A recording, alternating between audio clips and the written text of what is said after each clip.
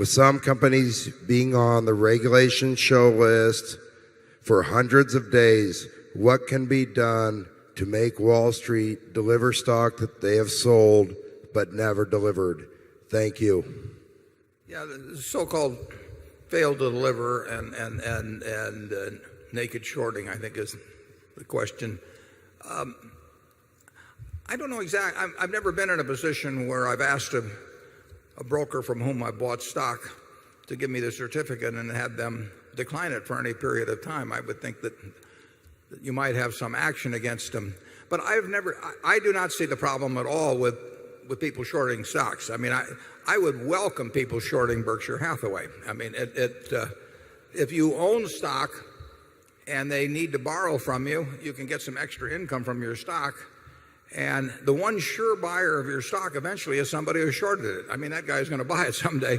And I have no problem with shorts. If there's some kind of a game that's played, and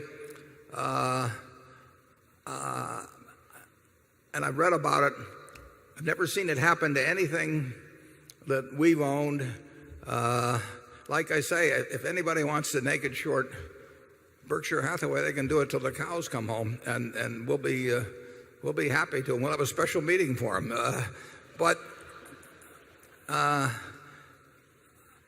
I would say this: the shorts generally have the tougher time of it in this world. I mean, there are more people bulling stocks for phony reasons than there are bearing stocks for phony reasons. So I do not see shorts as any great threat to the world. If enough people shorted Berkshire stock, they would have to borrow it, and they would pay you to borrow your stock, and that's found money.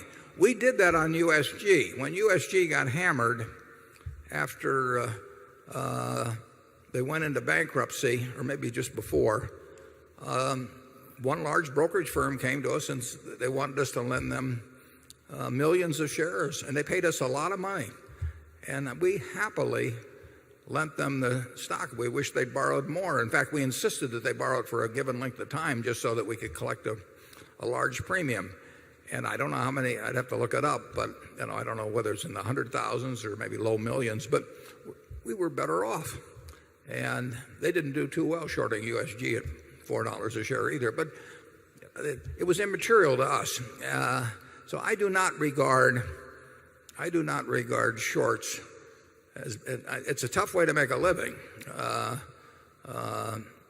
It's very easy to spot phony stocks and promoted stocks, but it's very hard to tell when that'll turn around. And somebody that's promoted a stock to 5 times what it's worth may very well promote it to 10 times what it's worth. And if you're short, that can get very painful. Charlie, do you have any thoughts on shorting?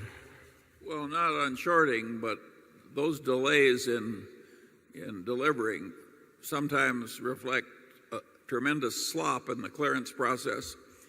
And it is not good for a civilization to have huge slop in the clearance processes for its security trades. That would be sort of like having a lot of slop in the management of your atomic power plants. It's not a good idea to have slop that causes a lot of financial exposure that people are ignoring. Charlie, reach back into your law practice. If I buy 1,000 shares of General Motors and my broker doesn't deliver it to me, and I ask him to deliver it, and he doesn't deliver it to me after a week or 2 weeks or 3 weeks, what's the situation? Well, if you're a private customer, you may wait a while.